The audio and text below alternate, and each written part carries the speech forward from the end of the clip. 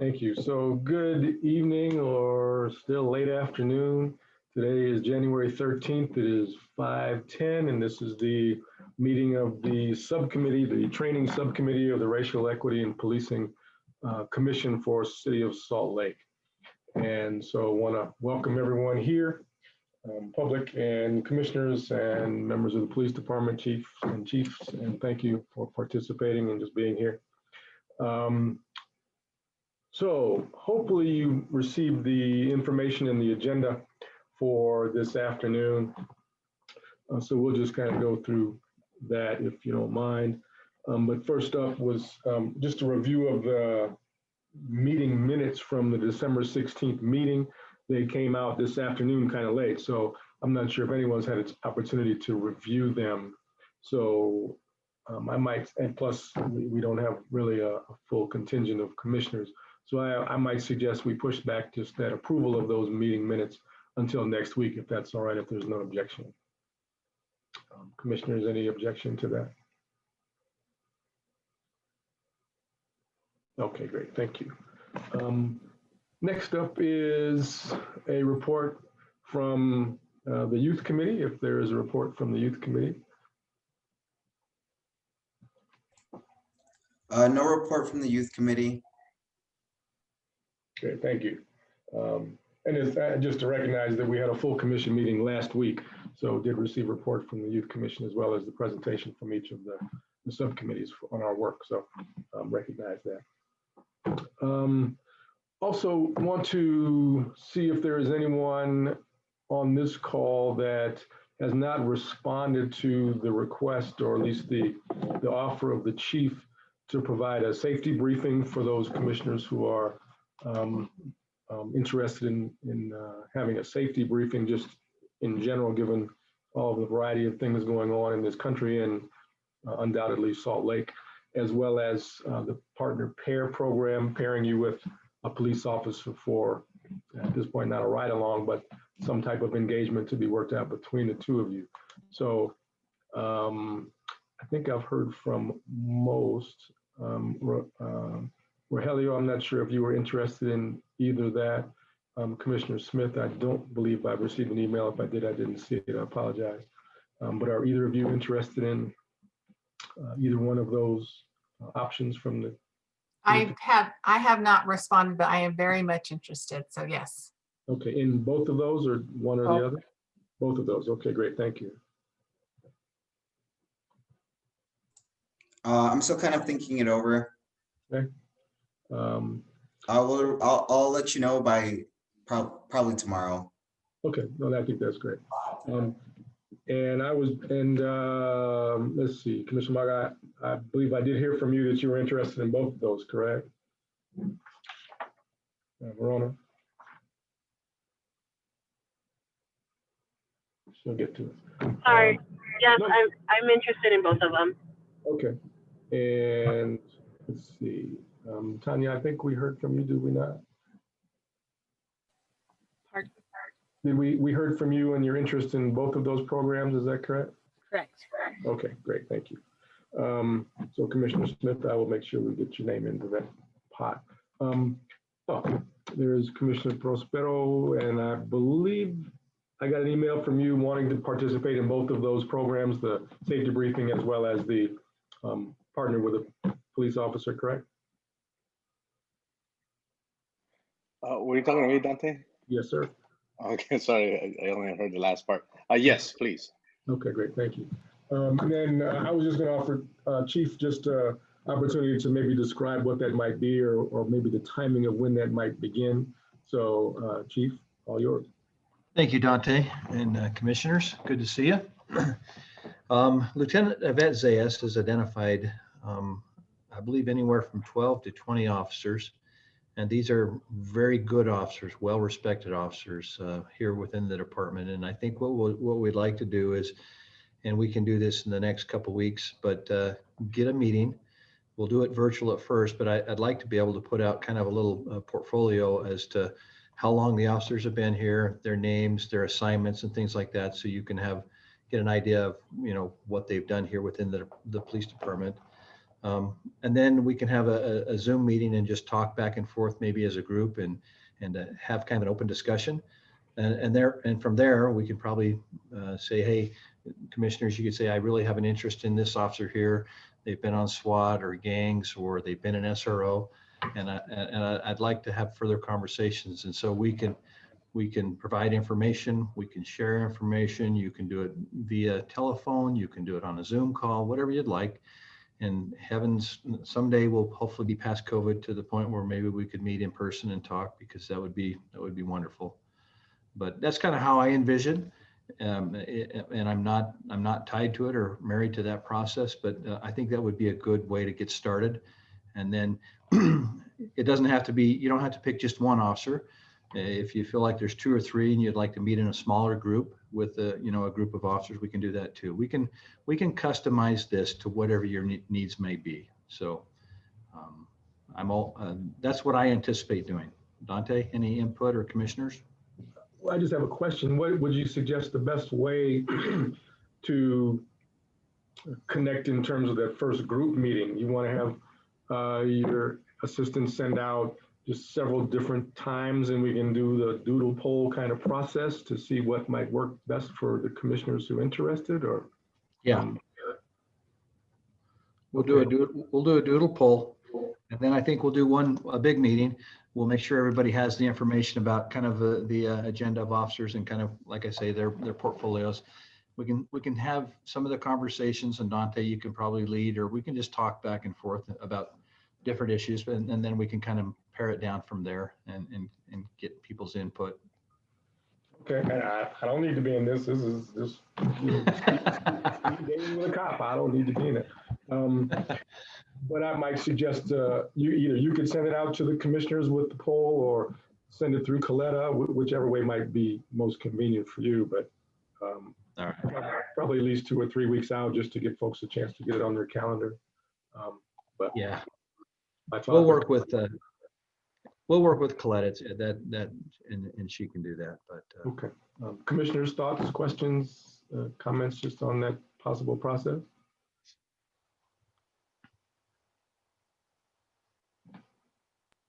I'm good with it. Okay. Okay, thank you, Chief. And then the safety briefing that you offered to commissioners? yes, absolutely. Again, I talked to Sergeant Marshall the other day, and he said absolutely he would love to be able to bring his team and walk through and talk through some of those recommendations, but most importantly, to answer your questions, because I'm sure there are questions even in looking at those suggestions as to what the best practice may be.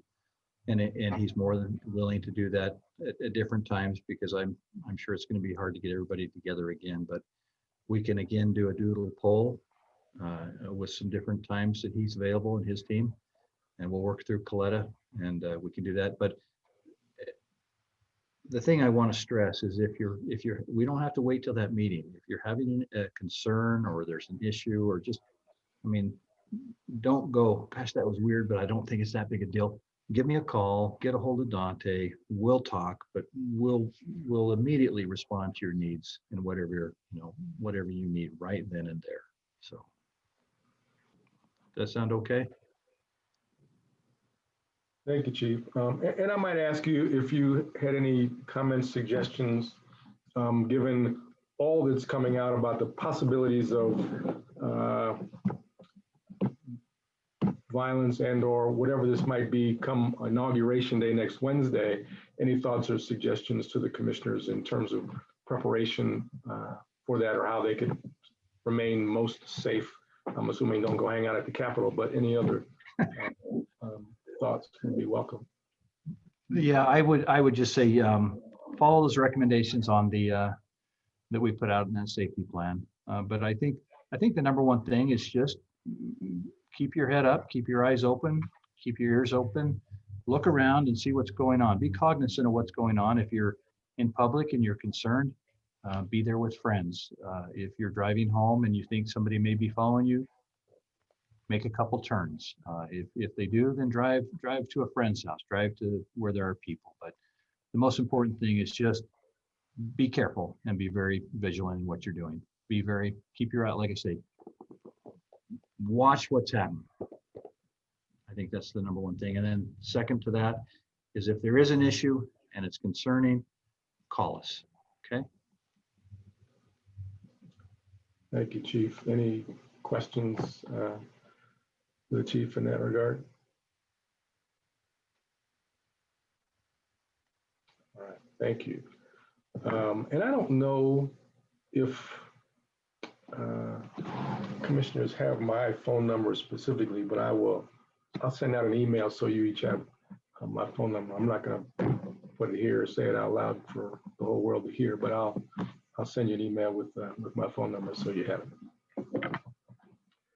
And next up is just, I think everyone knows that the presentation that we gave the council last week, not the council, to the full commission last week from each of the subcommittees was provided to City Council at their request yesterday. And each subcommittee essentially provided the same thing that was provided to the full commission meeting. And it was, I would suggest, very well received. A couple questions that a couple council folks had, one around the budget, and even the chief had a question about the information that we have regarding the budget, and there seems to be some discrepancy in that. So we'll try to figure that out around Arbinger and its funding versus what in fact it is providing in the academy in terms of who's providing the implicit bias training, the equity training from whom and to in the academy. So we're trying to maybe figure that out most specifically to ensure that we have the best information in terms of making our recommendations. So thanks, Chief, for the questions, and we'll just keep you apprised of what we will land on in terms of best information. Just another reminder of the upcoming listening sessions. The next one, the first one, well, the next one is scheduled for next Wednesday. There's been one already specifically with the chiefs and the command staff. There was one, I think that was the only one. There was going to be one with the school resource officers, and that was pushed back. And so the next one is next Wednesday at 5 at the regular time of the commission meeting, and that's for the entire community to participate. Assuming all goes well next Wednesday, and we'll have community members who will be able to participate, it's scheduled for 5. So once again, we're hoping that you can provide that information to your colleagues, to your community, to the folks in your circle, and the various ways that they can communicate. They don't have to participate in the listening session. They can, there's a phone number you can send a text to, and then all of a sudden a whole survey pops up that they can fill out on their phone. There's another phone number you can just call and leave a message. So it's, but I can give you the phone number, which is 801-575-7755, 801-575-7755. And if you text the word equity to that number, you will get the survey back and be able to respond at any point. Excuse me, Dante, can you email that to us? Yes, and it's also on the website. Oh, okay. The REP's website, which is Coletta, remind me, REP-SLC Commission, help me out. SLC REP Commission. I'm going to email it out to everyone right now. Okay, but it's SLC REP Commission. Thank you. And so on that face page of that is that phone number to text. And there's also, if you have the ability, there's a link. You can go right to the survey itself, and you can make comments on different aspects of what we're doing. You can comment on the budget. You can comment on training. You can comment on policies. You can comment generally on the police department or your interactions thereof. And so it's just an easy way for folks. So just ask you, send out that website. to that, so folks can have the most information up to date. And all that information is on that front page. And then you can just click your way through it to decide what you want to respond to and how you want to respond. Okay. So next Wednesday, 5 o'clock, tell your friends, tell your enemies, tell everybody, so we can get the best response from the community. Okay. Next up was, at least I did on the agenda, was just a discussion of the data, most recent data received from the police department. We actually received a long list of items in response today. And I will tell you, I haven't gone through all of them. There were a lot of responses just in written form regarding field training officers and what are the criteria for becoming one. What are the variety of special assignments that you can participate in, be a gang unit, becoming a detective, or working in K-9, whatever that might be. And also some additional questions and responses that we had provided beforehand. So my guess is you haven't really had a chance to dig into that because there was a lot of information, and clearly the chief writes a lot because there were a lot of chief's memos in that. So we'll have a chance to dig into that. I would suggest the next time we meet. So really, please take a look at that information. I think it's important and informative for what it is that we're doing, and can provide us the next set of questions that we might have based on some of the responses that we got. Anybody have a chance to dig into any of that, or any questions on any previous information that we received or thoughts on that? A lot of it was around the FTO program, the CIT program, and why Salt Lake City is not participating in the CIT Utah program. It explained the rationale for them doing their own thing, not their own thing, but not participating in that program, and some more responses. So just in general, any thoughts that you might have on any of the information so far that we've received from the police department, and want to say thanks for all of that staff time to compile and respond to those requests.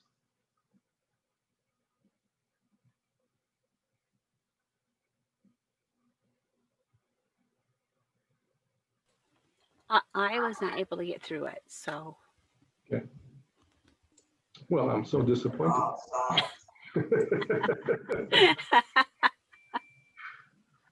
Yeah, it's a lot of information. The whole CIT thing, I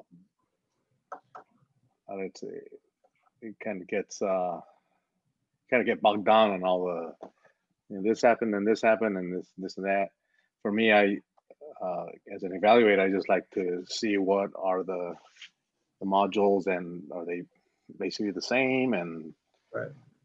Is the training being conducted? Does it fit the objectives that we need? And so that's kind of the part that I would like to be more made aware of or learn more about. Yeah, and some of that I think was in the email that I got through describing some of the expected differences between CIT Utah and what Salt Lake City participates in. I think there is an attachment of the curriculum of what Salt Lake City provides. So being able to go through that. I don't know that CIT Utah's curriculum is there, but they describe what they believe to be the distinctions between the two. So it's certainly worth reading through. Dante? Yes, sir. It's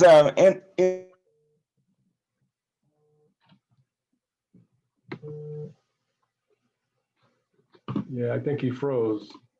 Never fails, you freeze just when you start to talk. I don't know what that is. We lost you, Andrew.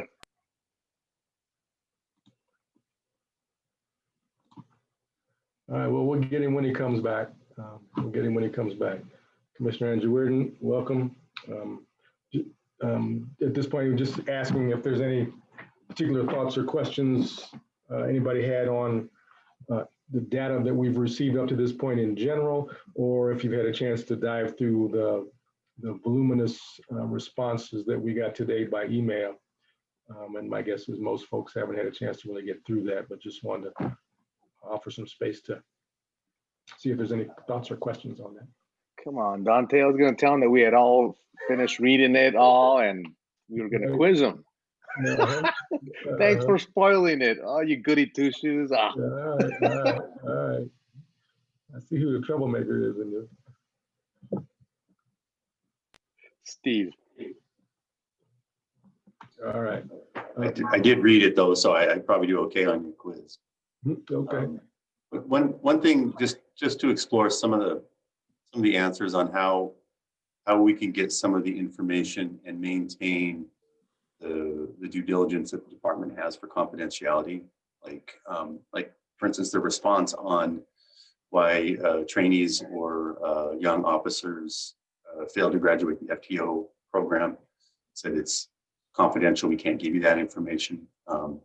As a commission, I would really like to find a way to get that information, even if it's and not specifically that, but also other questions, get information that we can handle delicately or appropriately.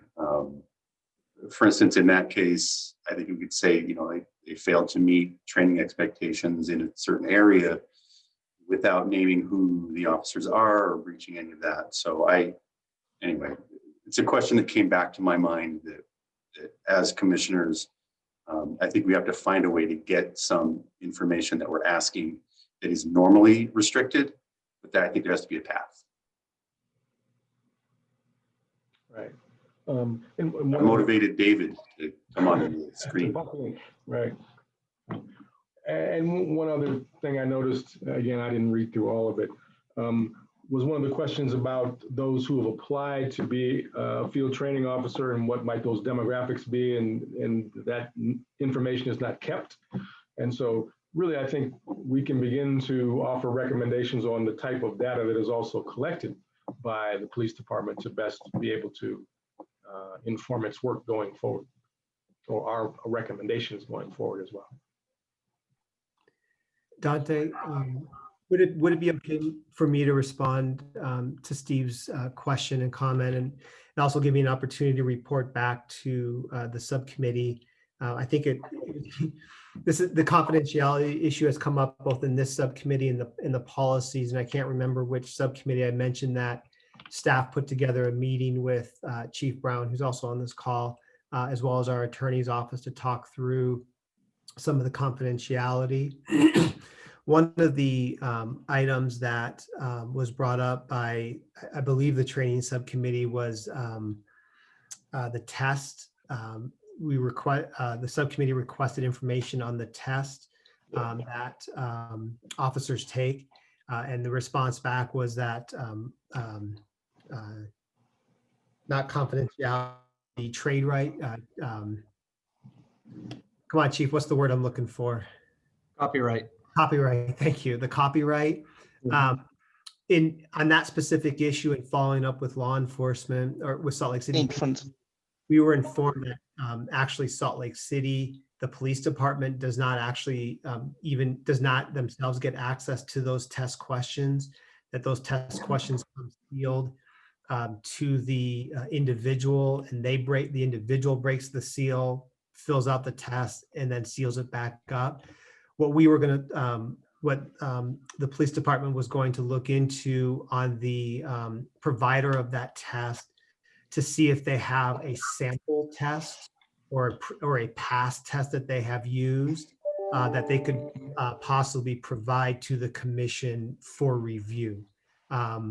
So this was all right before the holiday, so I don't know if that follow-up has occurred, but that was one of the things that we were going to look at doing to rectify the concerns, the questions that the commission asked about that particular test and some of the copyright issues. With confidentiality specifically, and I have not had a chance to read the information that was provided, so I can't respond directly to what was sent today. When the city creates commissions, so our regular, the commissions that we have for the city, of which, even though the Racial Equity and Policing Commission is a little bit outside of the typical ordinance, it is still considered a commission of the city. And when we do that, just like kind of like with city employees, is there comes according to, I'm probably not going to express it as well as the attorney, but according to a city attorney, it comes with an expectation of confidentiality.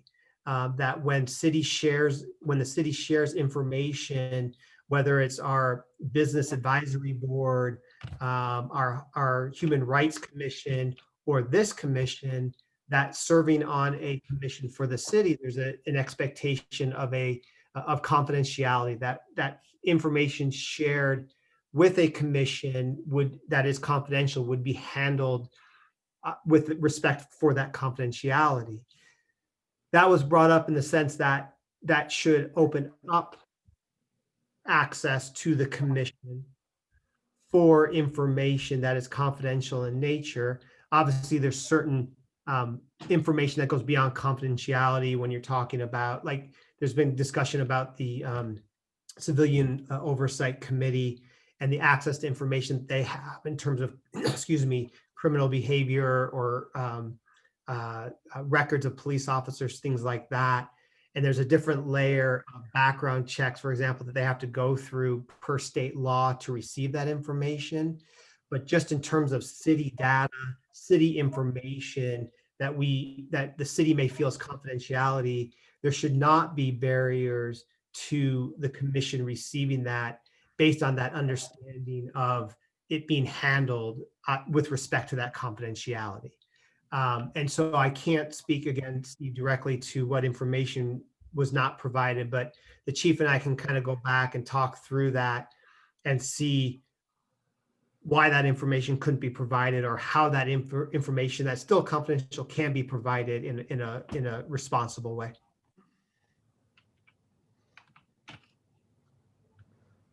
Yeah, Didn't it come down to the UCGIS requirements? Some of the information that's shared is governed by UCGIS and BCI, and to grant that information, you'd have to have a background check.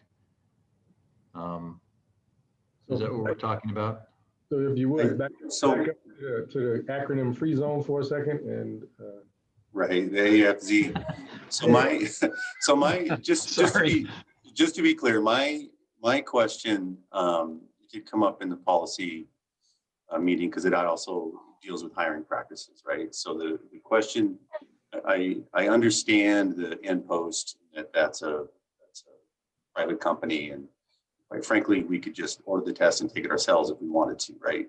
But the other part of that was behavioral questions that are asked, and the behavioral questions are not copyrighted, as far as I understand, but regulated by the Civil Service Commission, because rightfully so, they should be confidential, so no one else gets an advantage on taking the test. Just feel like in situations like that, as commissioners, to the point that you just articulated, David, there has to be a way to safely and reasonably share that information, because as it's our charge to, I believe, as a commission, to try to bring on a diverse workforce. And if there are unintentional barriers to that buried in those questions, not accusing anyone of intentionally keeping people out, I think this commission has a good set of eyes to look for those things, and we could have a conversation about those types of questions, right? But at the same time, it has to be maintained so there's no way to give those questions to a potential candidate, which of course would be unethical and undermine the fairness of that system. So that was the second piece on that specific request. But I think there'll be others too. So I just bring it up more in general about how to get some of that. yeah, I appreciate that. And Mr. Riggle, we'll get back to you because you got cut off, I know. I would suggest that at the very least, we would like to know what type of cultural lens is put on those questions, which is what I think Commissioner Angie Worden is talking about. Is anything within those questions a culturally written in a way that some folks just wouldn't be able to answer the question? I mean, if my culture is not eating peanut butter and jelly, and I'm supposed to finish the sentence of peanut butter and I can't, it just doesn't make any sense. And so how do we evaluate the cultural relevance or barriers that those questions might provide, I think is the essence of our ask for that.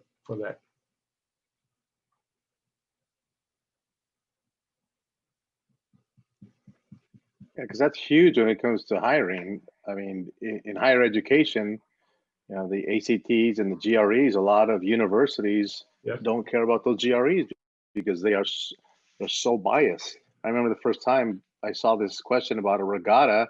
I had no idea what a regatta is. One, I'm Latino, and I don't know if Latinos ever been in a regatta. And then I'm in the Southwest, which is a desert, and so apparently it's a yacht race. Oh, of course, you know, all those folks know about yacht races.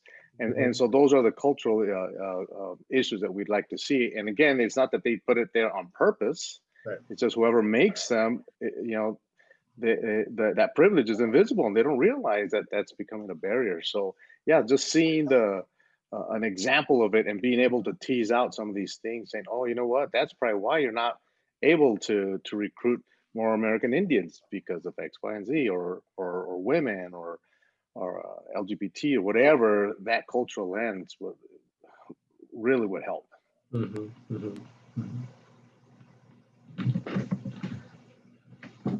So would love to hear the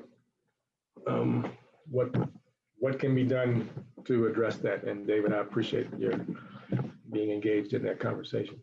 So, okay. And I think similarly, in terms of content, we received and have received the overall curriculum for the academy, but don't know what is within that context of either the fair and unbiased policing or whatever it is that the consultant provides. And obviously, I'm assuming their consultant has their own, work product material that they don't necessarily share. But do the recruits, those in the academy, receive any material that is relevant to equity, diversity, inclusion, implicit bias, all of those things? What does fair and impartial policing look like in its presentation in the academy? And so I think it would be helpful for us if we could see what material at least the recruits receive. I don't think we're going to be able to talk to the consultant necessarily, but how can we receive the material that the recruits receive for their time in the academy, which depending upon what I'm looking at is either 4 hours of fair and unbiased policing or maybe more through the other consultants. So I think that would be something we would love to see if we can receive.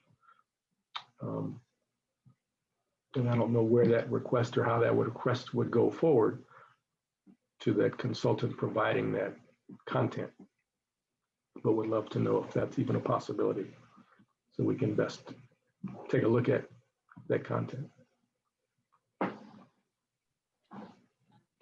We can definitely follow up on that request to get a request into the consultant to see how that works, what the process is. So I'll put that on our action items to follow up, and I can report back at next meeting on what the process for that looks like. Okay, thank you. And I don't know, maybe Chief Tim or Chief Brown, if you know if in fact recruits walk away with material that they have, or is it just at this point all virtual or things like that? Dante?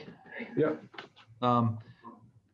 If you'll give us a week, and David, I think David, we had some of these conversations before Christmas, and I think one of the things was to maybe get maybe there's a representative from the company that we contract with that could come in and basically talk about some of these issues, some of these concerns, and maybe I guess we're speaking for somebody that we don't know. I mean, I don't know what they're doing. So, right. Can you give us a couple weeks to maybe dive into this? This is an important issue, and I agree with Commissioner Angie Warden and Commissioner Prosperos. Let me do some work on this, and this can be maybe a follow-up discussion in another meeting. Great, thank you. Sure, and I mean we're not meeting next week, so a couple of weeks would be great if you can connect with that consultant and see what they can provide or how they might be willing to do it. Yeah, let's do that. Okay, One more list thing for me. I'm putting it down. Like it's not busy right now. No, yeah, no kidding. It's okay. This is important. Thanks, Chief. I know you guys are busy, right? Yeah. Important questions. Thank you. Yeah, it is. It is. Yeah, thank you. Next up is a conversation just to maybe finish and see if there's anything additional in that report on 21st century policing. And even bigger, just a broader question, where should we take a look at next? I mean, I think we can continue to refine what we've done, those three particular areas, be it CIT, be it field training officers and the demographics thereof. And then, thank you, Andrew, I appreciate that. And then the last was some of the curriculum content, those three recommendations that we provided. But then as I give Mr. Riggle the floor, think about maybe what the next component that we can be looking at might be from the training subcommittee's purview. Mr. Riggle. Yeah, thank you, Dante. I don't need the floor, but I do need to apologize for my Wi-Fi gremlins, apparently. I just, one last thing on the conversation you all just had, and that is I was wondering to the extent to which you all feel or the department feels that they can share the information to their responses and any additional information that they've provided in response to all of your questions to those of us in the public, so that we can incorporate that information in our responses and feedback to you as well. No, great question. Thank you. Coletta, if you could describe how the public can access the information that's been provided to this commission or the subcommittees, that would be wonderful. Yes, so that information is located on the Racial Equity and Policing webpage. And so if you go to slc.gov/boards/REP agenda, it is located on that page with the packet materials that are provided weekly to the commission. So it is available on the public website, on the Salt Lake City website, for the public to access and look at all adjacent materials. Also, any presentations that were provided to the City Council from the Langdon Group or any REP updates are available for the public to view on the Salt Lake City Council's website through their packets, and also their YouTube channel. The video is available for you to watch the replay of any updates that were provided to the Salt Lake City Council. Thank you. Yes. Yeah, that's great. So I think that's a long way to say, go to the commission's webpage on the Salt Lake City and you'll find all of this information. It's a long long web address, but I think you can find it all there. Certainly the information we've been talking about this evening regarding CIT and the field training officers that was provided to all the commissioners is on there right now. So great question. Thank you. Back to each of you. Where do you see, I guess, where do you see or feel that we are right now? How are you feeling about our work? And I'm kind of pausing and asking these just because we've kind of not completed, but compiled what I think are three excellent components of recommendations that we can continue to hone in on. But so how are you feeling? Where are you feeling we are in terms of the work we've accomplished so far? And where do you see might be the next steps of this work as it relates to training? We've been focusing on the academy. We haven't really talked about in-service and the ongoing training that the police department receives for its officers and things like that. So just taking a pause for a minute to kind of check in with each of you, see how you're feeling about the work and what might be maybe missing so far, or what can we do differently, or where can we begin to think about things more broadly as the next step.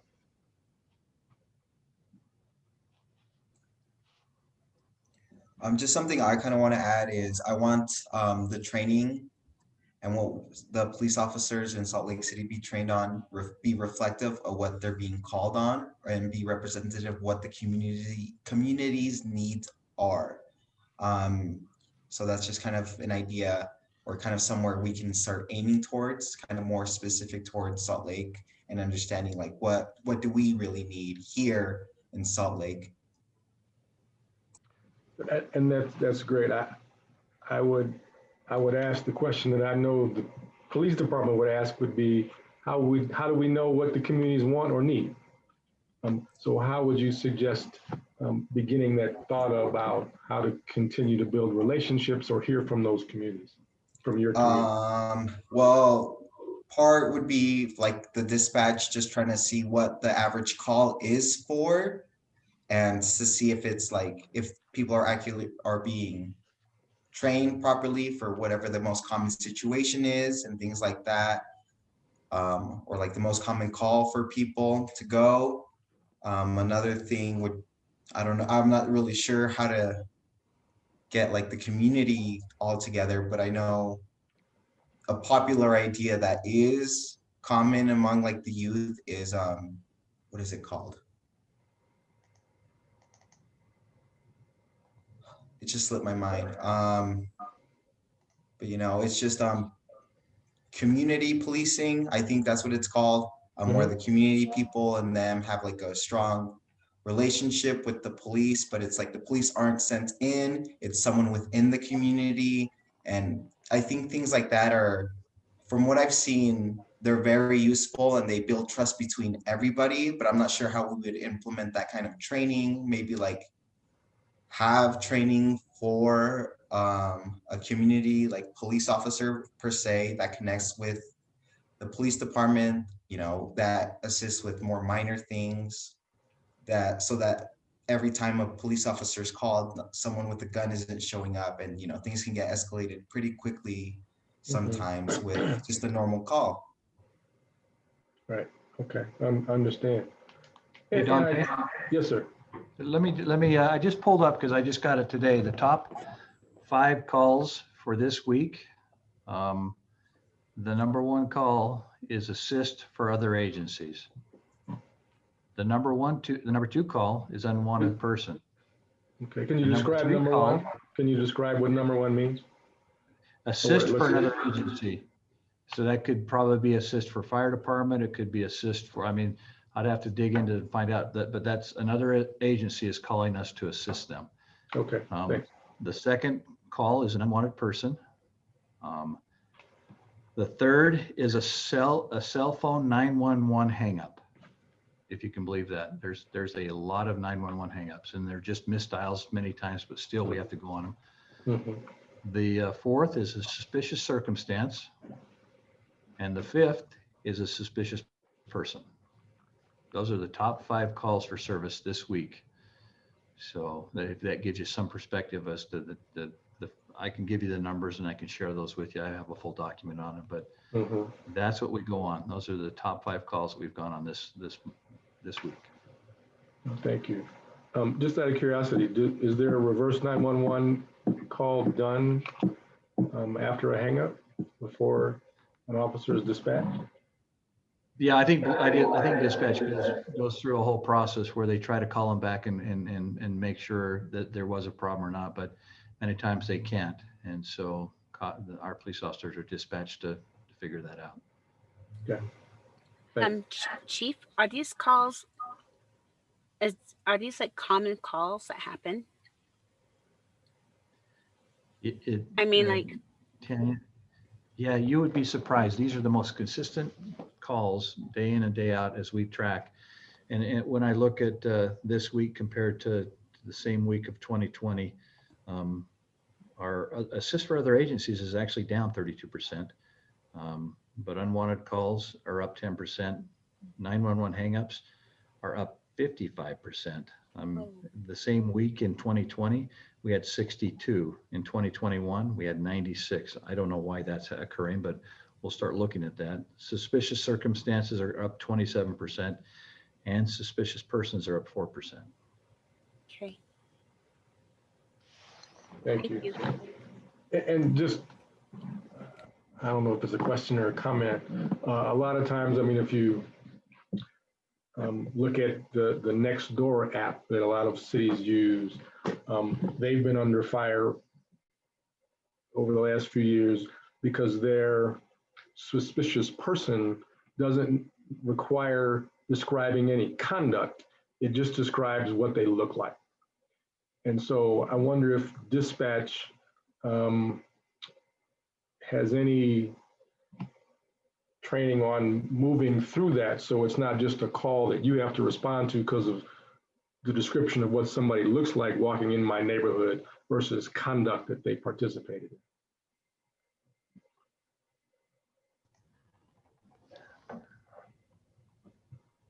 And that's not necessarily for you to answer or understand. I'm just describing some of the context of maybe some of those calls too. Yeah, Dante, that's a good point, because I think dispatch, I mean, they take the call, they should triage the call, they should, what is the conduct? You know, why do you feel like we need to respond on that? But I do know that as our staffing numbers, our staffing has been reduced over this last, you know, few months, that we're looking at in triaging some of the calls ourselves, because why are we going, you know, somebody's just walking down the sidewalk. Why are they calling the police, and why should we be responding? Right. So internally, we're looking at those things too. But that's another. I mean, if you ever would like, we can get Director Lisa Burnett from Dispatch to maybe come in and talk about that, because that's a big issue right now. Mm-hmm. That's a lot of calls we go on. So yeah. Mm-hmm. Yeah, and I know they don't necessarily get to decide whether it's necessary to dispatch or not. But that just, I mean, have seen statistically the number of calls that are just purely based on what somebody looks like versus conduct. So, yeah, which is a waste of your time more often than not, and your officer's time, which then doesn't help the community's perception when it's people of color who are getting those calls, and your officers have to respond for necessarily no reason, right? So. Right. Other thoughts in general? Where are we, Chief Dow? I was just sitting here thinking about Commissioner Andrew Weirden's question as it relates to the reasons we release probationary employees or information like that. That answer that was drafted came from our HR department. And I think the reason they answered it that way is because there's so few of them that if that became public, that's really easy to link those two together. But I think the answer to that question is this committee could go into closed session and we could talk about the qualifications of an employee with just the commissioners, mm-hmm. and not have it in public, and we could release that to you in that forum. Yeah, Thanks, Chief. That's an idea that I was thinking about too, using that closed session. Not an attorney, but I read the language, and it's a lot of reasons why you can do that, and that confidentiality, particularly on personnel, is among them. I think that's a good solution, and I think reminding all the commissioners of their duty to maintain the confidentiality of that should absolutely be part of that as well, right? So we don't accidentally or unwittingly give information. Yeah, thanks. Again, I don't want to breach any of those confidences, but we are a commission, and to you know, David talking about the ordinance for developing commission on the document that formed this commission. We as a commission specifically asked that there was a line put in there that would free the department in the city from concerns like this to be able to give us information, because it was specifically outlined as a line item in that resolution that created this commission. So it's there in a lot of forms. It's just how do we do it, you know, appropriately and you know, maintaining the integrity of that information. And I don't think it's the intent of the department or HR to withhold information from the commission. I think the concern with HR is really about that information becoming public. And so if we hold it in a closed session, I think that would be fine to release any of that information to you, just similar to like we used to do with the Civil Service Commission. The exact same method. So it's very easy to do. We've done it before with them. And so it's not an issue for that. We don't want to cooperate with the commission. It's just that we don't want that information to become public about the reasons we terminated employees. And I appreciate you specifically saying that. And I just want to acknowledge, it's not my belief that there was any intent to withhold information for any nefarious reason, only to do the due diligence as your profession requires.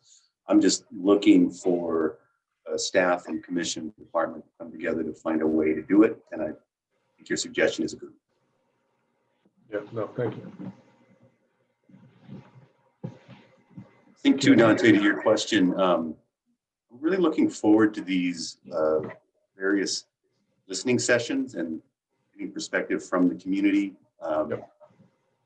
One thing for me is for the purposes of seeing how that can translate into training. So information that officers can and should know. I think most officers really try to do right. They try to meet that need, right? But sometimes you need specific direction on how to get there. And particularly if you're trying to respond to, I want to say a moving target, but something you don't really understand. So the more information we can get from community and distill and recommend that we put that into training, I think it'd be very effective for this group. So in terms of your question about next steps, I think it's engage in those listening sessions, in part looking for ways to get training ideas, help this department understand how to meet the needs of their community. Great, thank you, absolutely. I mean, I think what we've done up to this point has been certainly good work. And now I think the more we can hear from community, the better informed we can be as we continue to move forward. So I truly appreciate that. Dante, it's tangentially related to the report of the 21st century, but just so you all know, during the break and now continuing to do a literature review on police reform in general throughout the country to see, what people are trying out, if anything has been tested, what's working, what's not, just to provide the commission, these different ideas as well. And I'm looking at it just full on. So any part that falls into the training piece, I'll go ahead and present it here. School safety and policy as well. For something else, and it'd be great as I'm conducting this and I'm sharing it with y'all, and then bringing the community's voice in it, and really meshing this. I'm really looking forward to that. It just so happens that there's an intern also in the city that had started it already, so we're working together on that as well. So that would be really great for us to be able to bring kind of the local and then what's happening out nationally and in different areas, and then see what other recommendations we could provide. So I just wanted to provide that update. No, that's great. Thank you for your research in that regard. I think it'll be very helpful and informative.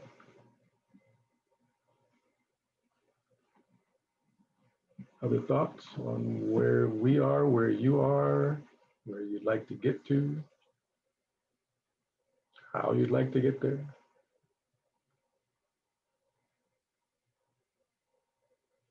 I would love to hear from my more quiet commissioners who are brilliant in their own right, but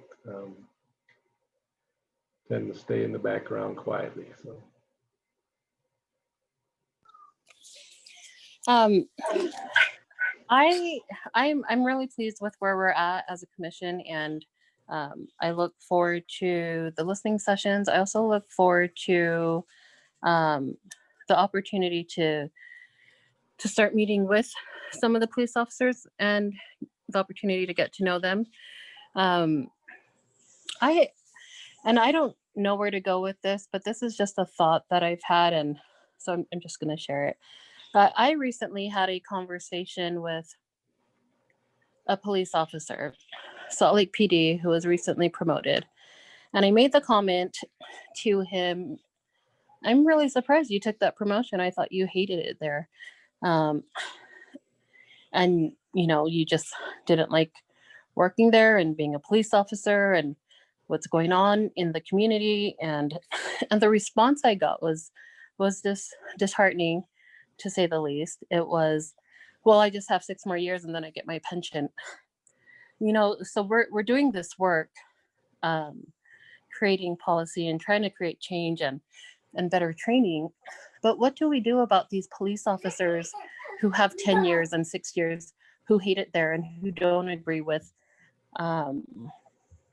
making this change and aren't looking to grow, and they don't have an open mind or open heart? So that's, I've been thinking about this for the last couple weeks, and yeah, where do we go with that? I'd love for some ideas and see if as a commission we could help with that. I think that's a problem that definitely needs to be fixed, because I think what we're doing isn't going to help those police officers who are just there waiting to get their pension in a few years. No, that's a telling response. I appreciate you sharing that. Yeah, short timer's attitude isn't the best that you want on the street necessarily. And I want to piggyback on that because I'm so glad that Moises talked about, and you also brought it about how when we are taking a test, how it's biased. You know, I can definitely attest to. I was a part of a teacher training program at the U, and majority of all our students, Native students that came on, were majority aides, because the reason was because they could not pass the praxis. So we hired graduate students to take the praxis, and we had to create our own curriculum for our Native students to take those classes so they can pass them, but so they could be fully understanding what's happening. So with what Verona was saying, how do we know that we have people of color that would love to be in these roles and positions as a police officer, but there's that problem with taking, you know, understanding the verbiage. And so that's what I'm really interested in. I did briefly see some of the attachments, and so some of the things I saw, I'm like, oh, you know, it was confusing for me to understand. You know, I've got notes here and just to understand myself, but you know, I always think how, I mean, back home we have Navajo Nation police officers, and there are youths there that would love to. So the only place they could feel comfortable is becoming tribal police officers, because that's something they can handle with, you know. But you know, if they were able to come to the cities and want to, I that could be a challenge. Those are probably barriers for other people of color.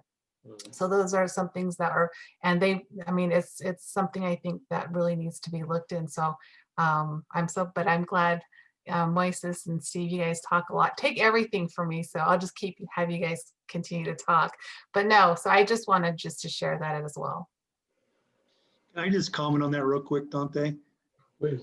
The leadership in the police department recognizes that barrier, and we saw that the members of the refugee community who have English as second language could not pass the in-post test to get into post, and so post required that test, and so we unweighted it because they didn't make us weight it, but we unweighted it for the department, and we lobbied post, Chief Brown did, and got them to drop in post, because we felt like it was a barrier. And so we do understand that concept. And can we go further? Of course we can, but we have tried to eliminate those barriers when we've identified them in the past. Yeah, just to follow up on what Chief Doubt said, Tim, thanks for bringing that up. We did a lot of outreach with some of our Muslim community, and we had individuals that came and said, look, I have a bachelor's up at the U, or I have 2 bachelors. And it says, I go to take this end-post test and it's timed, and English isn't my first language. And so I read the questions very carefully, and then I respond to make sure I do it right. And I always run out of time. But these were brilliant people that couldn't pass this end-post test. And we decided to say, you know, that's not what we need or want. And so we've taken a lot of strides within our organization to make sure that those barriers are not there anymore. And so I appreciate you bringing that up, and we can talk about that more too, because the state is actually, I believe they're going in a different direction with that too. So good questions and good comments. Thank you. Well, thank you for both of those, and thank you, Commissioner Smith. And I would also suggest it's not just the language in the test, but it's the culture and climate within the department and within the, I mean, you're not responsible necessarily for just the whole sector of policing. But I would suggest, and I don't even mean to speak for Dene, the Navajo peoples and other Native folks, but there's a cultural divide, I would suggest, that exists, that is its own barrier, that if there's no conversation about, you can change the words on the test all day, and you're not going to get anybody who wants to still be a police officer in Salt Lake.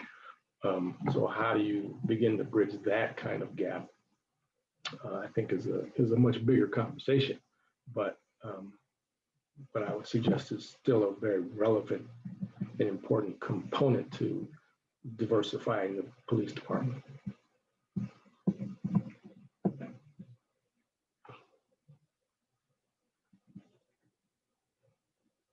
Other thoughts?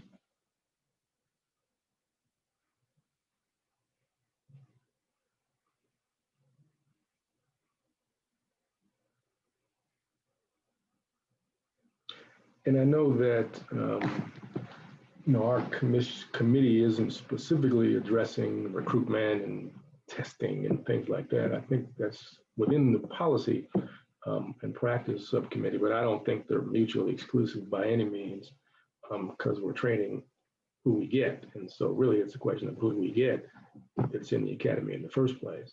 And so I think they're truly connected in that regard. And so also I think there's questions about not just the written exam, but to Commissioner Verona's comment, what is the psychological place that many officers are in? I've always advocated, although I don't know any police union who will ever say yes to it, but psychological evaluations for officers who've been on the job for a number of years, because they're doing hard work. They're suffering trauma all the time. And so how does that impact their ability to really do their job? And I only know of, I think the state of Oregon recently just passed a requirement that officers receive a psych eval, I think every 5 years. But otherwise, the only time you get one is when you apply and if you shoot somebody. Otherwise, you can go 20 years of dealing with ugliness every day, and your psyche is never taken into consideration. So how does that impact? What do we do with that? And maybe I'm just rambling at this point with lots of different things rolling around in my head, but I think that's an absolute component. What we train and how are we still doing what we do that's supposedly good training best practices 5-8 years into the job after we have been inundated with dealing with ugliness on a regular basis.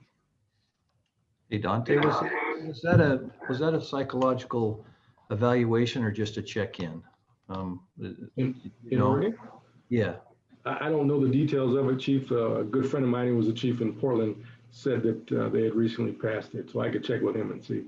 Yeah, we just, I mean, you're absolutely right.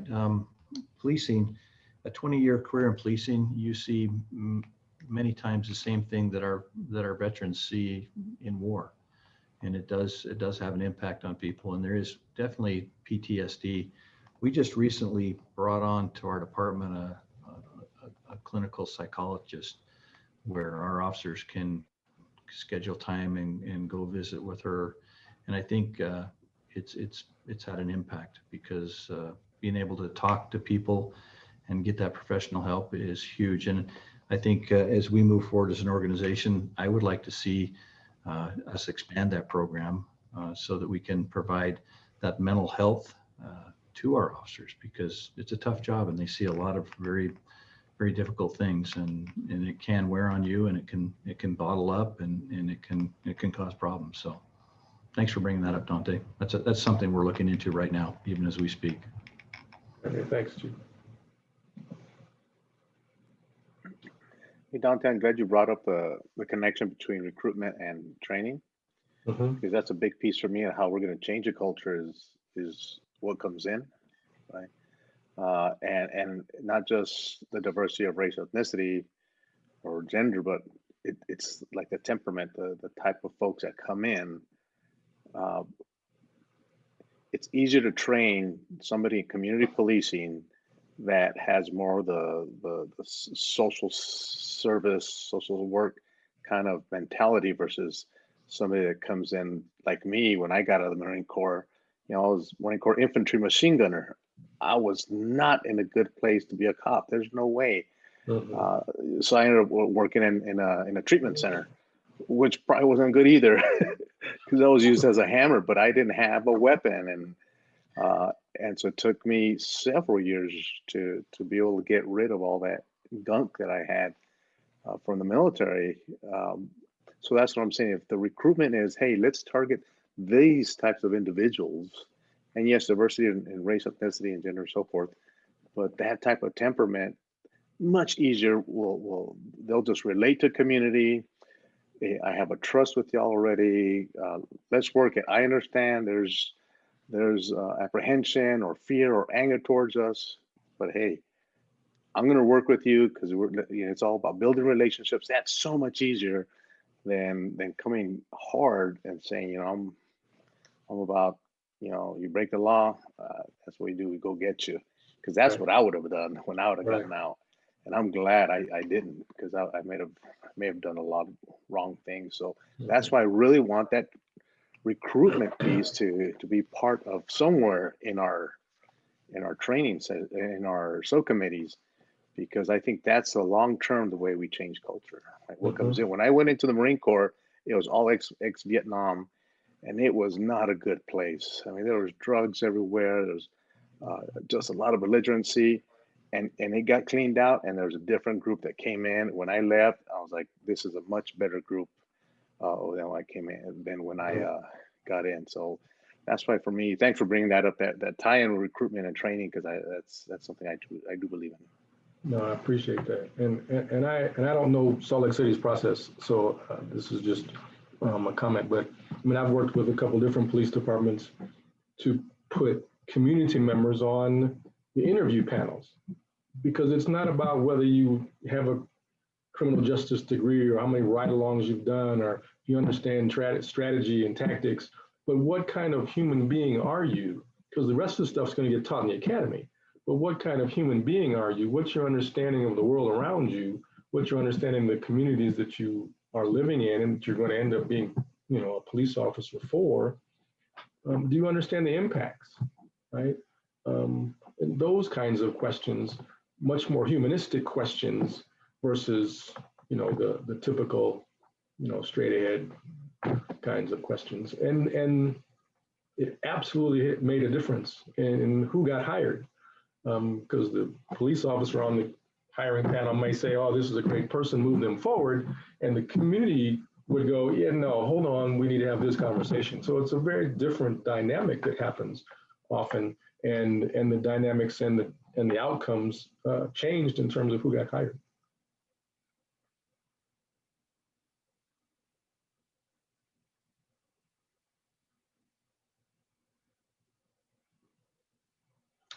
Other thoughts? Or I can give you back a few minutes of your day. What I would encourage you to do, since next week there is no meeting, but hopefully you will be on the call so you can really hear from the community members who are participating. But take a moment to kind of reflect on where we are and maybe what those next steps might be in relation to training. What would you like to know? What do you think is important for police officers to learn, be a part of learning? What would be a scenario-based training component that might be relevant to your communities that would improve police officers understanding when they walk out on the street and engage with your communities. Take a look at all the information that's been provided and see what that conjures up in terms of questions or thoughts that you may have. And so that we can, in 2 weeks from now, really step into either or both, refining those kind of recommendations that we've already kind of put together, and then stepping into what would be the next piece that we would really want to tackle. Or something completely different that you offer as a suggestion for the rest of the committee. Dante, did you say we can all participate in that listening session? Yes. So there's not an issue of if there's so many, there's a quorum and then it becomes blah, blah, blah. Or... I don't believe so, okay. Because you're not conducting business as a commission. All right. And so Coletta or David, you can correct me if I'm wrong, but you're not conducting any business as a commission. You're not engaging with each other. You're just there in the same place. If you all were in a bar, it's not a commission meeting. And so you can be there because you're not conducting business. But Coletta or David, please help me out. No, I think that's right. Plus, it was public. So the issue of it being public and having more than a quorum has also covered the fact that it's publicly noticed an agenda. Thank you. So yes. So that information, once again, is on the website to dial in, I'm guessing. Coletta can help me out with that. Yes, it's on the website, socrepcommission.com. And we'll make sure to send it out to you before that. So all you have to do is click a link instead of search for one, because we would really like you all to be there so you can hear from those community members who are offering their thoughts. And it's not that you can't engage on some level. We don't want to turn this into a debate or any back and forth necessarily, but really just want to hear. I mean, you can certainly maybe invite some follow-up questions and things like that, but really want to make it a listening session from the community. And truly hope to have a large number of community members of color who are on this call. And so please help us out in that regard. Not that, our white community members can't offer thoughts, but this is the Racial Equity and Policing Commission, so really want to hear from communities of color. Okay. Any final thoughts, comments, questions, weddings, divorces, babies, anything going on?